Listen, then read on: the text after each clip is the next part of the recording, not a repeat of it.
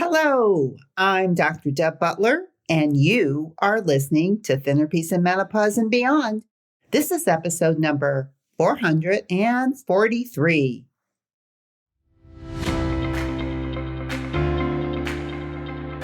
Welcome to Thinner Peace and Menopause and Beyond. This is Dr. Deb Butler, Master Life and Weight Coach, and as always, your coach. If you're a woman and you're smart and you're successful and you've been struggling with weight your whole life and now menopause is making it harder than ever, and you are ready to make this the last time you ever have to go on a diet again, then this podcast is for you. Stay tuned. Well, hello, all my dear friends all over the world. In this country, in the Midwest, we are getting ready for fall. And I don't know about you, but I love as the leaves start changing. It's one of my favorite things. And you know what really is my very favorite thing is that I don't have to tell anybody what to do or how to do it. It just happens every year. It is out of my control. And the only thing left for me about fall is what I want to think about it. I don't know what you think about it, but does it make you feel good? Does it make you feel bad? Does it make you feel excited? Does it make you feel dreadful? I guess you can choose to think any way you want about the weather, just like you can choose to think anything you want about anything, especially anything about you, which is what my podcast is always about, is how to manage your own mind and your own thinking when it comes to you, your body, your life, and food. And it's interesting how all of those things have so much to do with each other. So I say I help people lose weight. I say I'm a coach. I'm a life coach. I help people lose weight. But really what I do more than anything is I help people lose the burden of what that weight means. And a lot of times our weight is increased because we put food in our mouth that doesn't belong there, because our bodies are not asking for it, and we are using food for other purposes. I know I'm not telling you anything that you don't already know, but I do think that over the 6 and 7 years that I've been doing this podcast on you thinking about what you're thinking about, can make a huge difference on the way that your body looks. But you also have to think about, why do you want your body to look the way you want it to look? It's all a thought process. And this week, especially, I want to share with you an interview that I did with Rita Savoia. She is the self-care goddess. Do you love that? The Self-Care Goddess podcast is what she is the host of. And I felt privileged to be invited to talk to her about this peace around food, peace around your body, peace around your life, and the big question always, why do you eat when you're not hungry? I believe when somebody else interviews me, and you've been listening to me for a while, or let's say this is your very, very first time that you've ever heard me and you really don't even know my philosophy, this podcast will be for you. Because if you've been listening to me for a while, I will answer questions in this. I always do, because somebody asked me a question that I've never thought about before. And I know it helps my listeners understand themselves better when somebody can get in my brain in a different way so that I can talk in a way that maybe will help you understand yourself better. So whatever you do when you're listening to my podcast, if you're taking a walk or if you're like me taking a bubble bath, really listen for the answers for what you're looking for in terms of your own weight loss, your own transformation through menopause, and what you're really looking for. And maybe between my interview, between Rita and myself, you will come up with some answers, because I'll tell you, I talk about diets, but there's a lot of things about that I know that you have never heard. What is going on inside your brain is so important. And I think by the time you're through listening to this interview, you will have a much better idea of what the heck is going on inside that beautiful brain of yours. So sit back, take a walk, take a bath, whatever it is you do, and enjoy this interview with Rita. So today it's a really, really amazing topic. I am so excited to dive in. I just love the title. As we know, diets don't work. And I mean, it's a huge industry, but I love that we have Dr. Deb Butler here, who is going to demystify what is going on, right, in this world. So Dr. Deb Butler is a certified master weight loss and life coach and even taught at the Life Coach School for the amazing Brooke Castillo. Before that, Deb spent 30 years as a board certified chiropractor, nutritionist, and acupuncturist. She is the host of the podcast Thinner, Peace in Menopause and Beyond. Yes, I can't wait to talk a little bit about that too. And has been featured as a guest on various podcasts as well. Dr. Deb spent decades struggling with her weight and yo-yo dieting. She went on her last diet at the age of 50 and has been free of the diet culture ever since. She read, researched, and created a program to help other women. If you have been battling your weight in relationship with food your whole life, and now menopause is making it harder than ever, Dr. Deb can teach you to change the way you think so that this is the very last time you have to lose weight. Wow. So amazing. What an incredible bio. I feel so grateful that you are here today sharing your amazing knowledge, expertise, and experience. How are you today? Oh, well, I was wonderful before we started, but I am even more wonderful after doing that meditation twice because I did it before we got on and then we did it again. And I feel so centered and I just want to spread the love. That's all I want to do. Amazing. Well, thank you. Thank you for participating in that. You know, I have some podcast guests that actually don't participate. I'm like, oh, you're losing out. There is so much goodness in taking a few minutes. We were literally 2.5 minutes. Like that's nothing, right? We can find 2.5 minutes just to tune in, and it doesn't have to be with music. You can literally do that yourself. You know what I do sometimes too, Dr. Deb? I just go outside when I see a little bit of sunshine. If it's a cloudy day, I just literally stand wherever I'm at in the middle of a parking lot, whatever it is, and just stare at the sun for a couple of minutes and just soak that in. So it doesn't always have to be so formal with music, and it can literally just be that 2 minutes to take the time out. I couldn't agree with you more. And it was wonderful.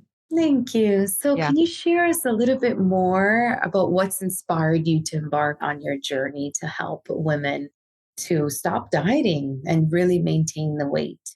Well, it's really not about the weight, yet it is about the weight. And the techniques and what I've learned is that it's much more of a mind thing than a body thing. And listen, I'm a nutritionist. I understand that it's very important that what we put in our bodies is very important. But I also know that at least most of the women I work with know what that is. They know what those foods are and they know what they need to be doing. Yeah. And why aren't they doing it is really the work that I want to do. And I think that when we do this, the main question that I like to ask somebody, and this was the main question that was asked to me 15 years ago that made me think, is why do you eat when you're not hungry? And do you know when you're hungry? And do you know when you're full? Now, that seems like such a simple question. And I will tell you that most of the people that are very interested in what I talk about want to know how to do that. And to me, that says a lot about the culture of that there's something external out there that can be smarter than what's going on inside of you and what your body is telling you and your mind-body connection. And I think our bodies are really smart, but I think our minds can overtake everything. And our minds lie. They do not tell us the truth all the time. They just come up with thoughts all the time. And most people have their top 10 thoughts. And most of those thoughts aren't good thoughts and are not even aware that they're up in their head, that they're thinking them, and it's making them create things that they may not want with their bodies, with their lives. And so I'm here to help. And the reason this age, and I know this is a special age for you too, this midlife, this Right. menopausal time, when Mm-hmm. it is time to transform. I think our bodies were made that way. It is a message. And it's like, okay, your first 50 years, give or take, you've had a lot of practice. You know what you like, you know what you don't like. Now, what do you want to do with it? And then our bodies kind of physically kind of go a little crazy. But I think it's all for a purpose of straightening ourselves out mentally and physically. Mm-hmm. I I think love there's a that. purpose. Yes, there is that. It's so strong, the mind body connection, that yes, it's definitely getting a lot more attention there was before. That's why I love having conversations with experts like you to really bring home the message that it is so important. It's so important what you're eating, of course, but it Of also, course. yes, in terms of how you are digesting it mentally, right? Well, Um, it's almost like we mhm. concentrate so much on our physical health. But if our mental health is not good, there is no way we can have good physical health. Yeah, agree. Hmm. And I think most people with dieting or with whatever that is, the physicality of that, when if your mind is not clear and you're eating when you're not hungry and Hmm. you're on a diet and you're doing all the things, like that was my experience, is that I spent the first 30 years of my life on Weight Watchers as a lifetime Weight Watcher member. Lifetime meaning I had it together. That's kind of what it insinuates. Oh, you got it together. You're a lifetime member. But what it meant to me is that I got my weight off. And then as soon as my weight was off for the day, I didn't have to go to Weight Watchers anymore. And I could go back to eating when I wasn't hungry, eating emotions, using food for all kinds of other reasons other than nutrition. Hmm. And I Hmm. played that game for 30 years. And I thought I'd mastered it. I felt like I had it together. Like, oh, I know how to control my weight. But when I got into my 50s, that wasn't really working anymore. And it got my attention because also at that time, being a chiropractor for many, many years in my own practice with my husband, I wasn't as happy and content doing that either. There were a Mm, multitude of things that were going on at the same time. And my body, I was having hot flashes. I wasn't mhm, sleeping. mm, mm, I mm, was mm. gaining weight. The old tricks that I used didn't work anymore. And I didn't like what I was doing anymore. Right. So when you talk about knowing when to eat when you're hungry, Yeah. there is the hormones that play a role here. Is that what you look at when it comes to not manipulating, but I guess controlling your appetite? And is it control? Am I using the right word? Are we trying to control our appetite? Is that I even think we're right? trying to recognize our appetite. Okay. I think we're Mhm. trying to just see what it is. I mean, I'm an educated woman. And if I didn't know, I mean, I could tell you anything about nutrition and I could tell you the best foods to eat and when to eat and how to eat and if you want to fast and if you want to do this. But I'm not inside your body and your body's kind of telling you when it's time to eat and when it's not. And I think that is paramount. And I think most people up to 50 who have been on diets their whole life have no clue about that. I mean, I've seen it so many times. I don't even know what to say. It's sad, but I Mm, was the same way. mhm, mhm. And as we age, I think our metabolism slows down, which means our appetite decreases. Should at least. It does. And there's a lot of studies out showing that you can't eat the same calories at 20 that you can eat at 50. Mhm. You eat You need to less be because your reducing. appetite goes down. So if you're in tune with your physical appetite your whole life, menopause can be one thing because you're in tune. You will notice that you're just not as hungry, that you haven't been as hungry. Now Mhm. I'm in my 70s and my appetite is even less. And there's nothing wrong with me. It's just that I'm not as hungry and my appetite is changing. And I think being connected to your own appetite, a physical appetite, when you're hungry and when you're full is the basis for how I start working with somebody. And I apply numbers to it and I have a hunger scale, but it's just the beginning of can you at least know when to start and when to stop? And everybody is very different. So, what's stopping most people to recognize that? The best question of all is that there are other reasons to eat other than physical hunger, which many people who are listening to this know that. Like emotional eating. Emotional eating, or I call it emotional hunger. Mm. But differentiating those two things specifically and regularly helps you see what's going on in your life while you're being coached by me. The best thing in the world for me is I use food to figure out what's going on in people's heads. Because anytime they send me a food journal and we see that there is no physical hunger and there is this food going on, something else is going on. And I find over the years of doing this that I can help people pinpoint what that is. It's not just one thing. Multiple, right. It's multiple things. And I think being aware of that is the beginning of making changes. I mean, you have to know that I'm not hungry and I'm eating.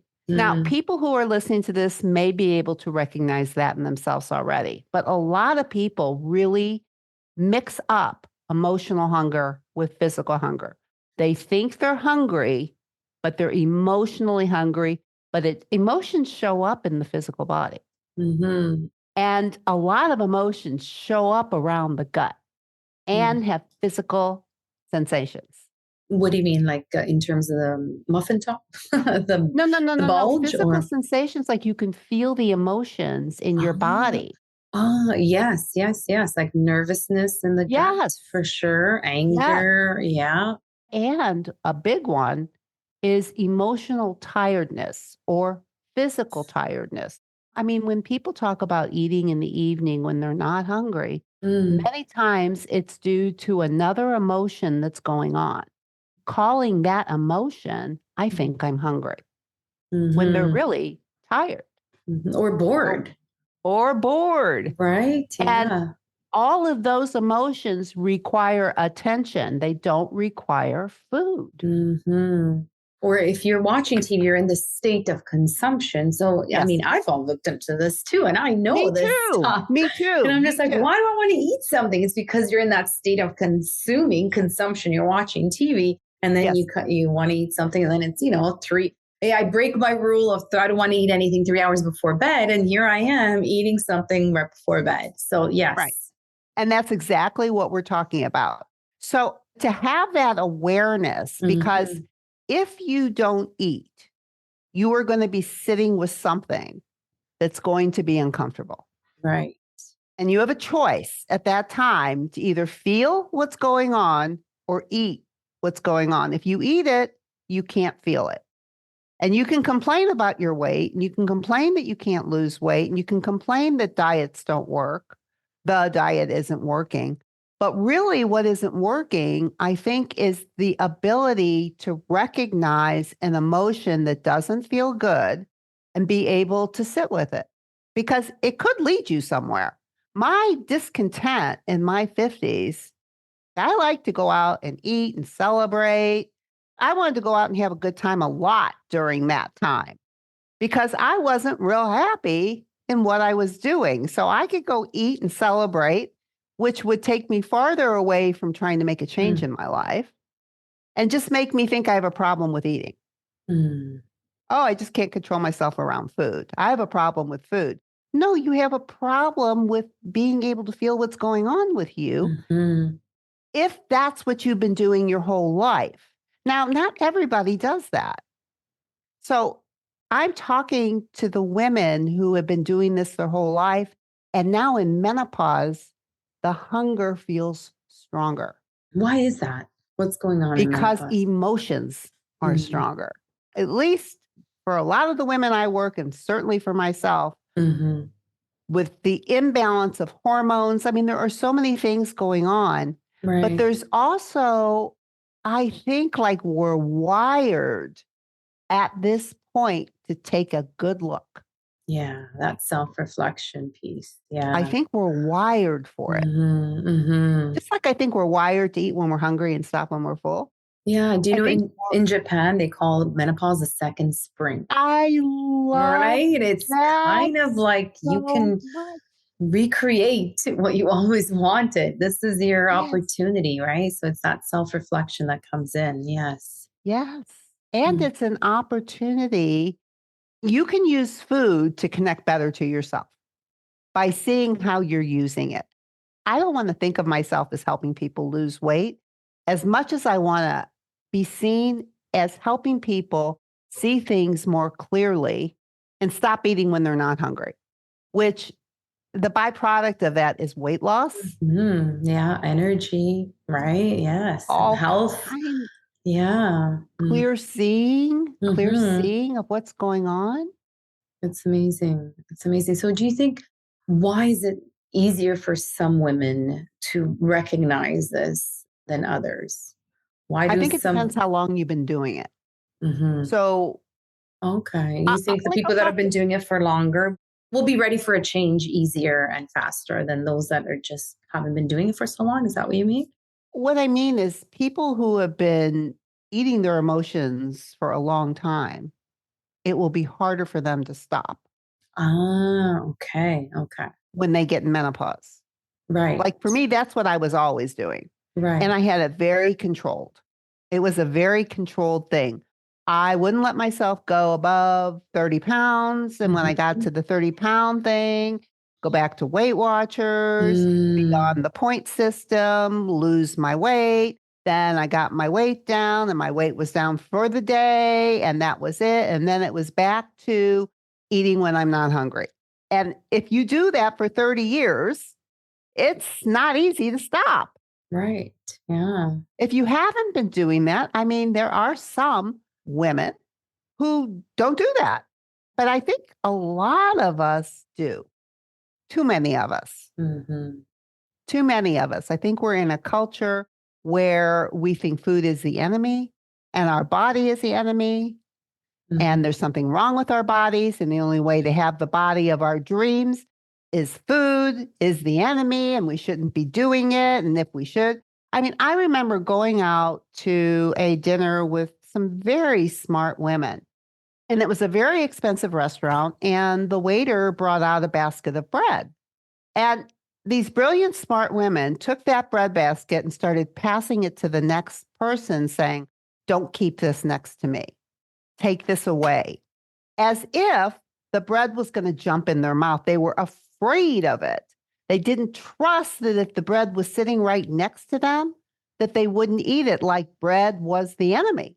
And that said so much to me about the state of our minds and our connections and our relationships with food. It's like bread is not a problem. Cookies are not a problem. I really believe you can eat these foods. I don't think you want to eat them all day long, every day of your life, Mm, but I think they taste good. If you like something and it tastes good, can you mindfully enjoy it, but not fill an emotional hole? Like mm, taste it and enjoy it and stop. If you're using it to fill an emotional hole, there are not going to be enough cookies to fill it. mhm. And tomorrow There you're gonna need more cookies. There are not enough. The Yeah. only thing that happens is that you feel terrible about yourself and you get to Mm, tell yourself the whole story about how you have a problem with food and you can't can't control yourself with control it. food and Yeah. you're fat because of that. It's a terrible cycle. Vicious And cycle. and Agree. I'm here to stop it. Amazing, amazing. So I've heard of the broccoli test, I think, or if you like broccoli, then this isn't going to work for you, but think of a vegetable that you dislike. Yeah. And when you do have these hunger pains, I wouldn't even call them hunger pains, but just When this, you're hungry. when you have this incentive to eat something, Yes. think of it as, or ask yourself, would you eat broccoli right now? And if the answer Yes. is that a good way? Is that a good way It, to test? Okay. yes, I think I use it with my clients. I'll say, okay, if you're hungry, like if they show something on their food journal that looks like physical hunger and they ate cookies to fill that physical hunger, what I would say is, well, would you eat chicken and broccoli? Like, are you entertaining yourself with the cookies? And if chicken and broccoli doesn't sound good, you're not hungry. Right, right. Because some people will say they're hungry physically when it actually is emotional hunger. hmm So to differentiate that is very important. Yes. Okay, so then you use the broccoli test too. Okay, I'm glad. Mhm. It does. Well, broccoli and chicken. Okay, broccoli and chicken. Yes, complete meal. You're talking about the complete meal. Yeah, And yeah, yeah. so, Same thing. my question about sort of having the cookies or having the sweet or whatever it is, maybe it's chips for you, salty, almost like Exactly. this cheat day. So, what are your thoughts on that? What is your I opinion? don't believe there's such a thing as cheating. I don't like that word. Okay. Cheating Yeah, on what? I know. Yeah, true, true. I think that if you want to have a cookie or you want to have whatever for me, it was potato chips. It is hmm potato chips. But in the days of dieting, I did not believe I could control myself around potato chips and did not believe I could eat them. And if I did, I had to eat the whole bag or I had to throw hot water on it. I had to destroy them. I couldn't just put them in the garbage can because I would still go get them. You're talking to a really smart woman, and I'm telling you this. That's what I hmm did because I really believe those potato chips have power over me. If I didn't destroy them, I did not trust myself not to eat them. It is, And right? now, yeah. And Yeah. now I still like potato chips, hmm but they have zero power over me. They taste good. hmm I can have some and I can stop. And hmm it's certainly not a part of my regular diet. I don't Yes. consider it fuel. I call it a joy eat. And I hmm have definitions about what a joy eat is, which is basically to be able to eat something bite by bite, enjoying every bite and stopping the minute you're through enjoying it, which is not an easy task if you've been doing what I was doing for 30 years, because hmm there's so much mind chatter about how you can't do this. So, what would you tell your younger self, maybe 20 years ago? What would you tell her? When I was 50. And it's so You look interesting. amazing, by the way, Dr. Deb. Thank you. Wow. But you know what's so interesting? You know what is so interesting now is hmm like, I feel like I want to do something new in my 70s because I look back at my 50s now and think I was young. I don't know what the heck I was even talking because I thought I was old. I thought it was too much. I couldn't go into a new career. How could I hmm do that? I mean, all of those things I was thinking. And now I'm going, what was I thinking? Those 20 years from 50 Mm. to 70 had been the best years of my life. Wow, really? Tell me Well, more. Yeah. well, number one, hmm I'm not a chiropractor anymore. I like to go in people's minds. That's what I like to do. And I like to help people see their minds more clearly and use their minds to help them get what they want. I don't care if it's losing weight. I don't care if it's changing a job. But I'll tell you with my clients, it's not just about losing weight. They lose weight, but I want to help them with their heads. And some people make weight a much bigger thing than it is. hmm It's not the whole crux of your whole life. I It know. I doesn't know. define you.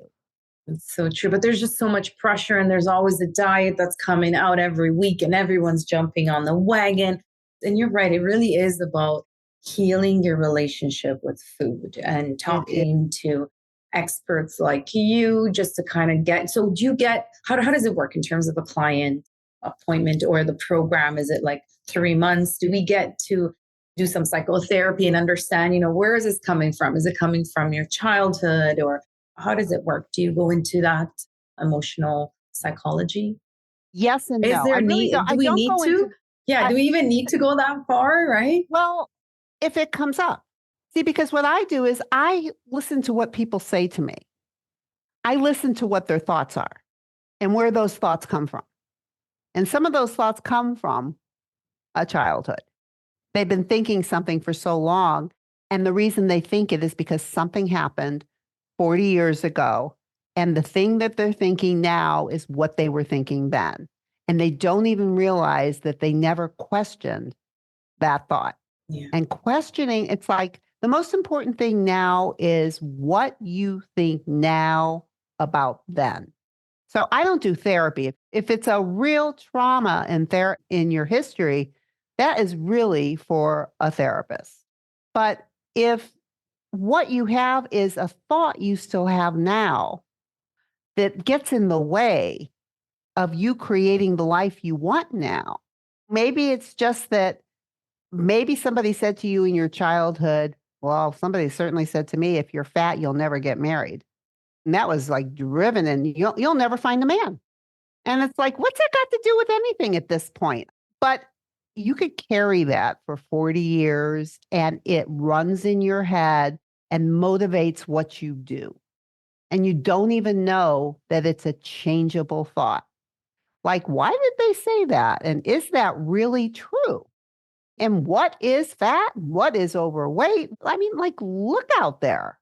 And questioning what you think now is the most important thing. What you think presently about your past is what I work on. Amazing. So if we have a listener or viewer that some of this stuff is resonating with her in terms of she's recognizing, so she's already ahead of most people because, like you said, that awareness is key. She's recognizing that she's really eating this, I don't know, tart, this sweet tart or something like that, because she's not happy with something, whether professional or personal. What would you recommend that she would do as a next step? I love my next, because it doesn't have to be something so huge, like get a divorce if she's not happy, but what's next? Like, what are some things that maybe tips or something that can really get her closer to where she wants to be, she deserves to be? Well, I think that what I call when you want to eat something when you're not hungry and it's something sweet, I call it an urge. And I call that emotional hunger. And like a craving. Is that a craving is the same thing as an urge. I just use the word urge. Yeah. And urges, which I think is emotional hunger, could be as simple as this will make me feel better. That could be the thought that creates the urge to want to eat it. And if I teach people to see what I call these unmanaged thoughts that are creating, like, I don't think any food creates an urge. I think your head creates the urge about the food. It tells you something. Like for me, potato chips, oh my God, I love them. I can't have them around. I mean, that was my thought. So for somebody else, it's like, oh, this will make me feel better. Oh, this will make me forget. Or whatever it is. Or some people, a lot of people like to eat because they're tired. Oh, this will give me energy. And it's a thought that creates the urge. And those urges can be measured. They can be very strong or they can be very weak. So first steps is to start recognizing these urges and use the lesser strength urges to start feeling them, just to see what it feels like without eating. Now, if it's a really strong urge, like I rate them from 0 to a -10. So -10 is such a strong urge, we wouldn't want to work with that. But when you go through your day, many times there are weaker urges like, oh, that looks good. Might be somewhere, oh, that looks good, but it's weak, -2. That's what we'd call it. And you might be able to say to yourself, a managed thought, but you're not hungry.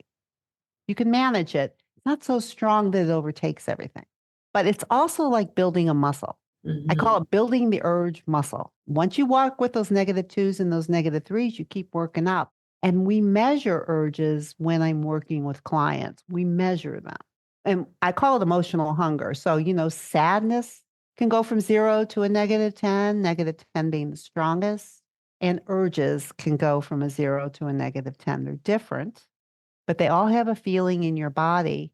And the more that you're capable of feeling them and not being afraid of them, the stronger you become. You become bulletproof because emotions don't make you eat.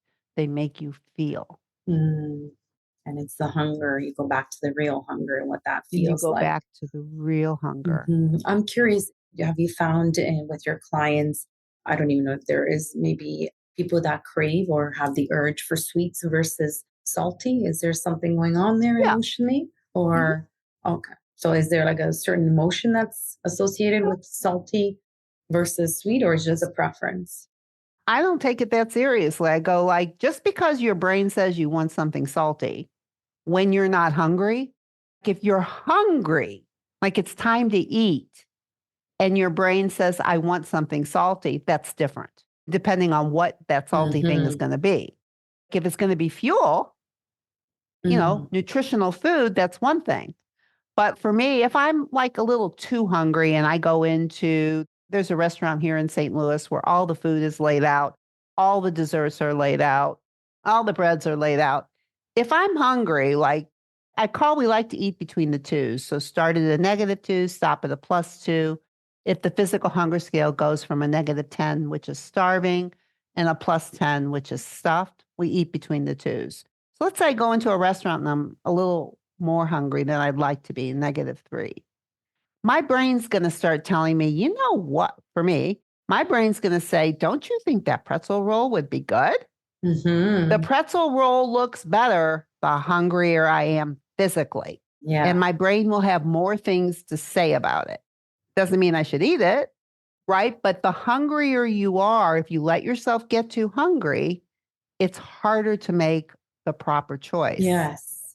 which is Exactly. why we try not to let ourselves get too hungry. But at the same time, I believe you can be too hungry and you can still control it. Mm. We have a Okay. smart brain. Yes. And it's really It, about, like you said, making it into a habit, right? And yes, just getting into that habit, having that. It's going to probably be a little tough in the beginning, but yes. creating that habit and having those checkpoints for like, okay, am I really hungry or not? Right? Just testing yourself. It's the biggest thing I could say to anybody listening to this is just Mm-hmm. start with at your next meal, am I hungry? Mm-hmm. Mm-hmm. Is it time for me to eat? I mean, that's where I started. I just couldn't believe when somebody said, do you know when you're hungry and do you know when you're full? I go, no, I know how many points I can have. And I like to use them. I like to save them up as much as I can and get as much food in me as I can. That's the way I thought.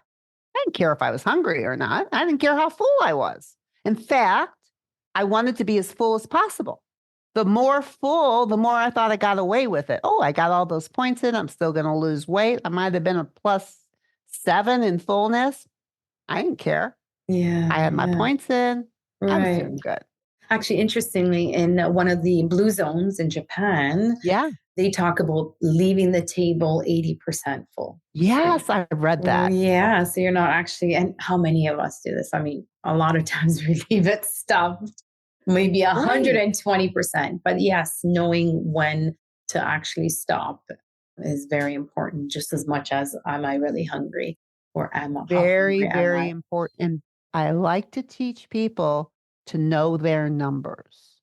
Because Hmm. when you say you're full, what do you mean? Yeah, yeah. Hmm. If full goes from anything over a 0 to a +10, some people could say they're full and they're a +8. Some people could say they're full and they're a +3. Some people could say they're full and they're a +2. What's full mean? Hmm. It's different for everybody, right?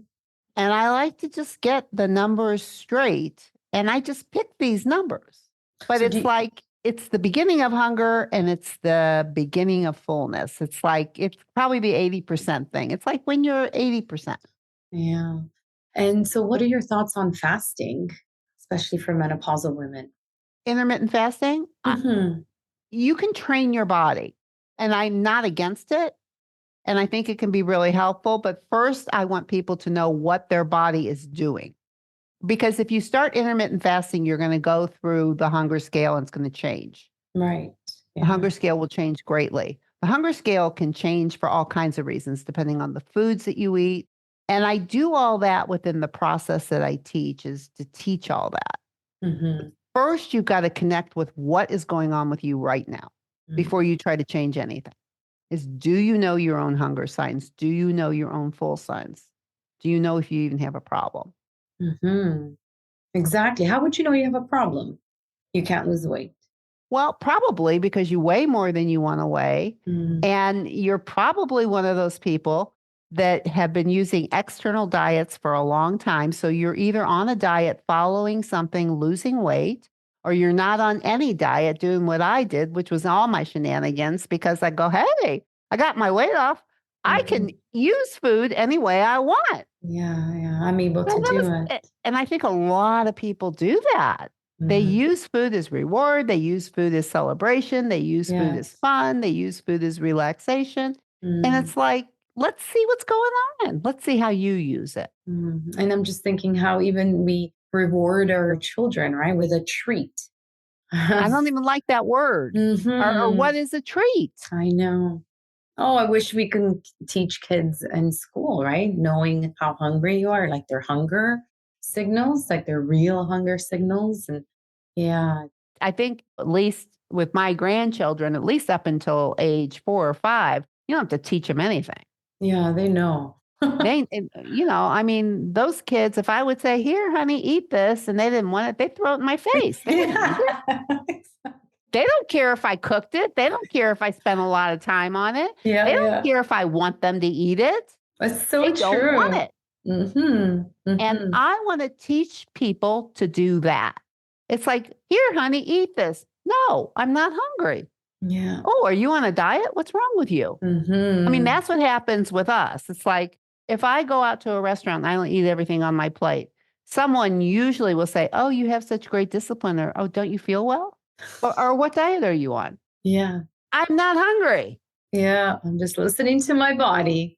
It seems so simple. And yet people open up their eyes really big when I say that, like it's something they've never heard before. Mm-hmm. Oh, you eat when you're hungry? You're not hungry? What's Mm-hmm. wrong with you? I'm always hungry. I hear that a lot. I'm Yeah. always hungry. Because again, you've trained your body to go for food when it's something else. You've Right. trained your body to eat emotionally and tell it it's physical hunger. Yes, And it's exactly. trained. And we know that we can retrain it Yes. because we weren't wired that way. Beautiful. Our bodies were not wired like that. Our bodies were wired to eat when we're hungry and stop when we're full. And survival is based on that. It's not a new concept. Mic drop, Dr. Deb. I think we are done here. Yes, exactly. Exactly. So important. I love that. I love that. I love how you just wrap that up in terms of training your body, and it's ancestral. Our ancestors have been doing this forever. So we just need to unlearn it. Unlearn the culture that we live in that says there's something outside of you that can tell you how to take care of your body. And I do believe in education. I do believe that things change over time and that we can learn things about how to take better care of ourselves with food. It has changed and we can use it. But we have to be the ones that decide what that is. I'm going to pick your brain here too, because what do you think of snacks? Because if I think of the 3 meals and 3 snacks, I think that's a lot of food that we probably don't even need. But the snacking industry is making a lot of money off those snacks. And we're teaching our children so early, in kindergarten school, to make sure they have their 3 meals and their snacks. What do you think about that? Because again, it goes under like, am I really hungry? Should I be snacking in between I think meals? that's the question. Don't call it a snack. Eat when you're hungry and stop when you're full. If you're hungry, you need to eat. You can call it a snack. You can call it a meal. You can call it whatever you want to call it.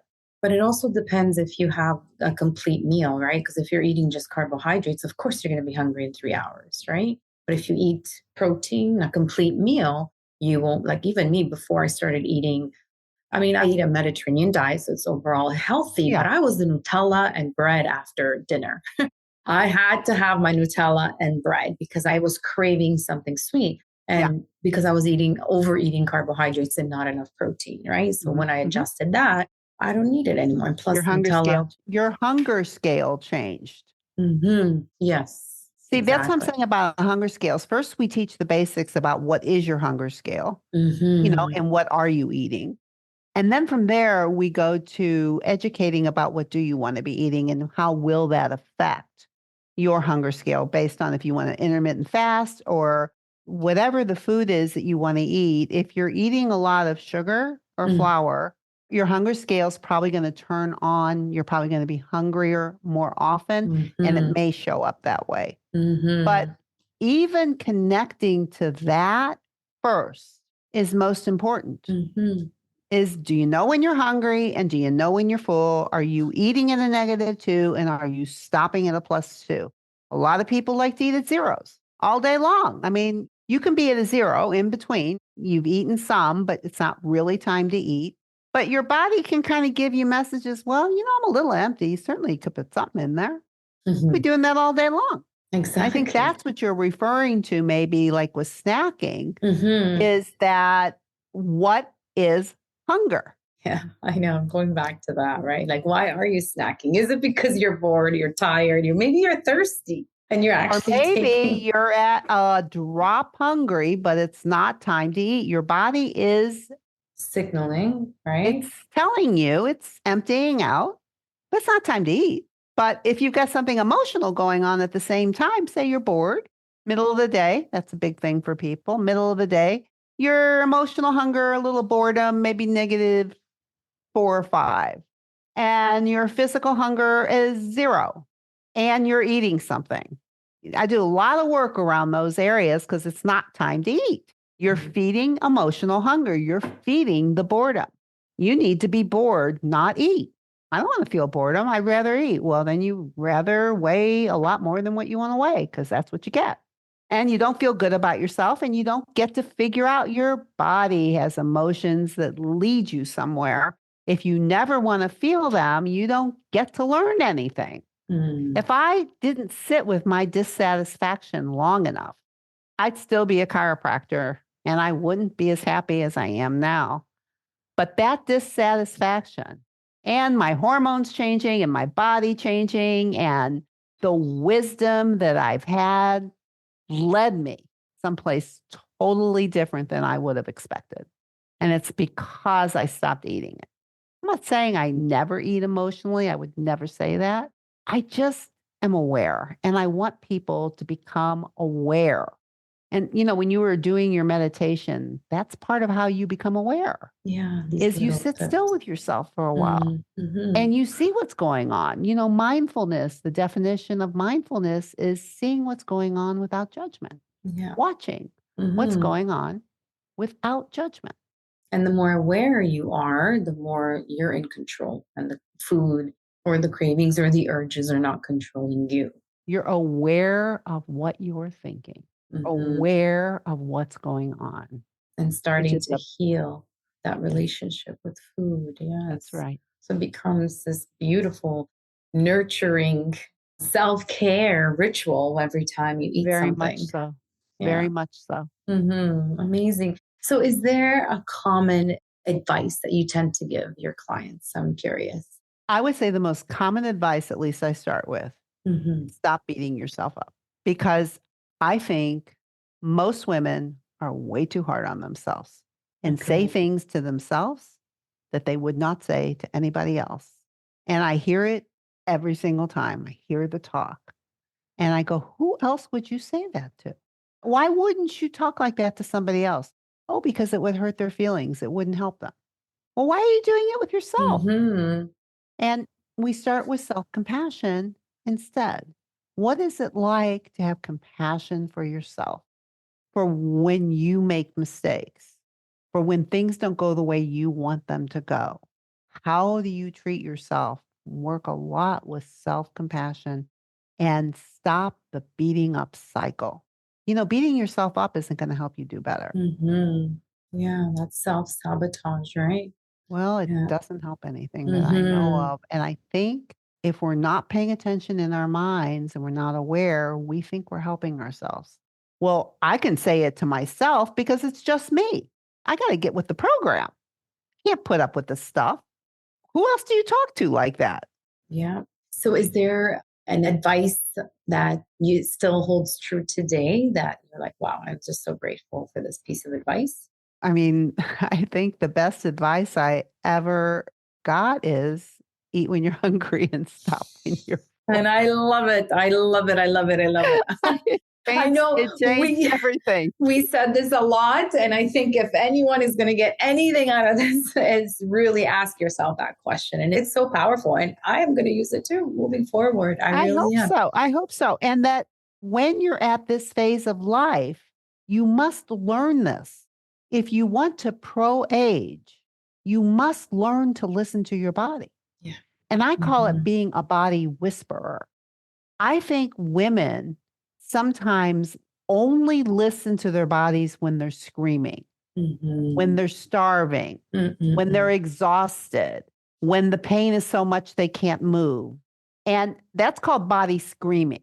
And it's hard to take care of a screaming body when you get older because it doesn't heal the way it would when you were 20. But if you listen to the whispers, a pain level instead of a pain at a 10, you feel like with me, if my low back is sore at a 3 instead of a 10, that's when I want to take care of it. Yes. Doesn't Don't hurt that wait. much, Yeah. but it's talking to me. Yeah. Mm-hmm. And I know there's certain things that I need to do if I don't want it to get higher. And that's the whispering, the body whisperer. And I think that's the only way that you can age gracefully and proactively is by being totally connected to your body and listening to those whispers, not the screams. Beautiful. No one's ever said it like that, Dr. Deb. I like that. We don't have to wait for the screaming symptoms. Yes, we shouldn't be waiting. It's about listening to those early signs. And again, in order to do that, that self-awareness piece has to come in and the self-reflection. And, even just listening to a podcast like this can spark, oh, actually, yeah, that's true. What's going on with my back? If it is a back pain, right? But yes, and I say that because as a chiropractor, I really pushed maintenance care. And maintenance care means coming in when you're not hurting. Yeah, exactly. Right. And everybody, would come to me when they're in pain levels really, really high, and I would teach maintenance care. And for the people that use maintenance care, never had big problems again because they took care of it when it was little and really allowed their bodies to heal. But it takes more time and effort. Mm-hmm. And you have to think you're worth it. You can't say, well, I'm going to push you off to the back burner. I got way other things to do. I can't. You're going to have to be screaming at me for me to decide to take you somewhere.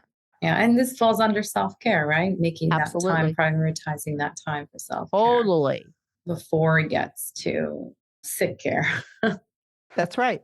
Mm-hmm. Totally. So is there the most influential book? Is there one for you? What I do, doctor, is I compile these at the end of the season, which is actually coming up in June. And then I share this recommended reading list with the audience and the viewers. Oh, I can't wait to get it. I know, right? It's amazing. I'm excited. There are a few common books for sure, but there's some really interesting ones that I can't wait to get to read as well. So is there an influential book for you?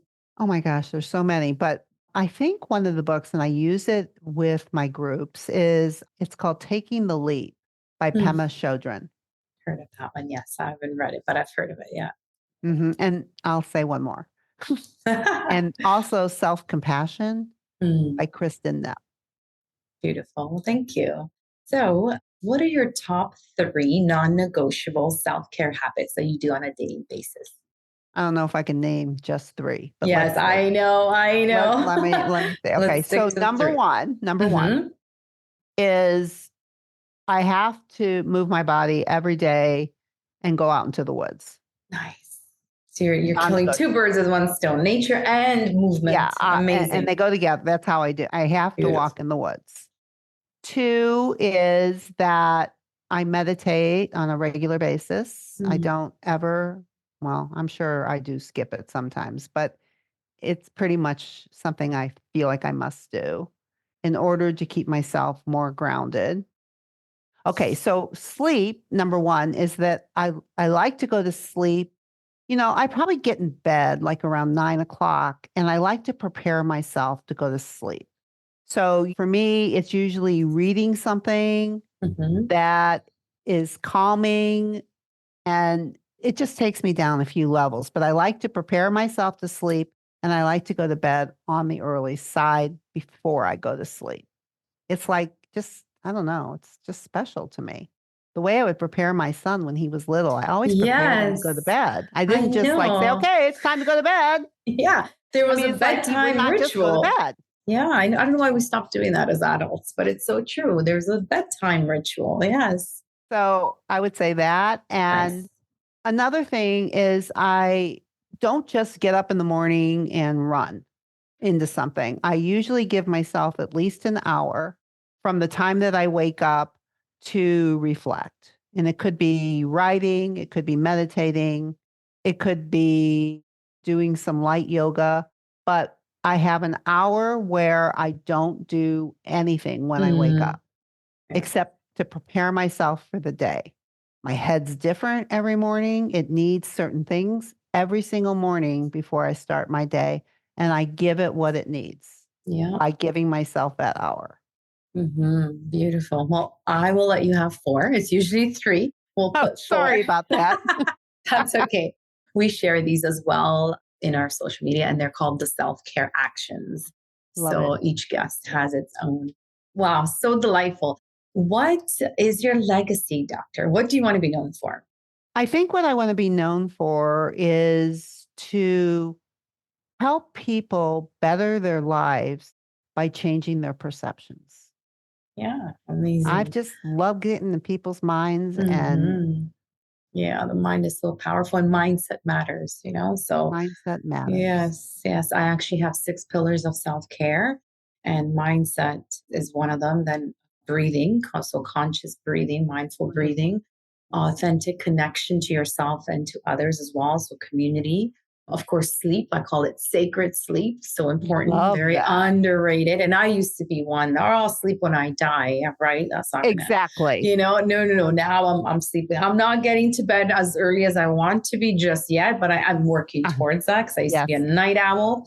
And then, of course, metabolic flexibility, having that nutrition, very important aspect, and movement, joyful movement, where you get to do it every day because it's joyful, like you do out in the woods, just taking a beautiful walk. So just integrating all of these pieces. And I used to think that mindful was number 1.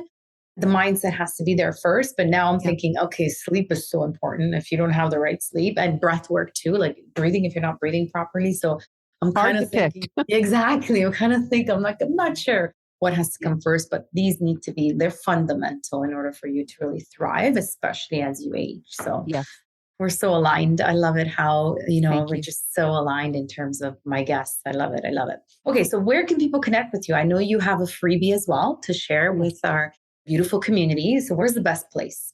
The best place is, one is you can listen to my podcasts. Yes. So sometimes if you just want to learn more about what I'm talking about, you can just listen to my podcast, Thinner Peace in Menopause. There's 450 episodes, so that'll give you some information. And if that interests you, or what I've said has really piqued you and you want to talk to me, you can go to drdebbutler.com/work with me, and you can set up 30 minutes to talk to me where I can explain the process that I use. And if I think that process would be helpful for whoever I'm talking to, because you can't just get it on my website. You have to talk to me because I only want to work with people I think I can help, and I don't want to waste anybody's time. That's beautiful. So I think a talk like that informs both of us. Yes. Very, very gracious of you to offer that 30-minute call for free. Well, thank you. Thank you so much for such an insightful, beautiful conversation. You're just a beacon of light here, shedding so much light and helping so many women through this amazing, transformative stage. Amazing. Exactly, of our lives that we're all going to go through. That's right. Thank you for doing the work that you do. You look amazing. You just vibrate on such beautiful energy. And thank you for the work that you're doing. Thank you for making time for my community. I so appreciate you. Thank you. My pleasure. If you're loving my podcast and you would like some more information to be able to follow along with, then please go to drdebbutler.com/change, and you can get a free copy of my companion book that goes with this podcast that I refer to in many different episodes. That is drdebbutler.com/change, CHANGE.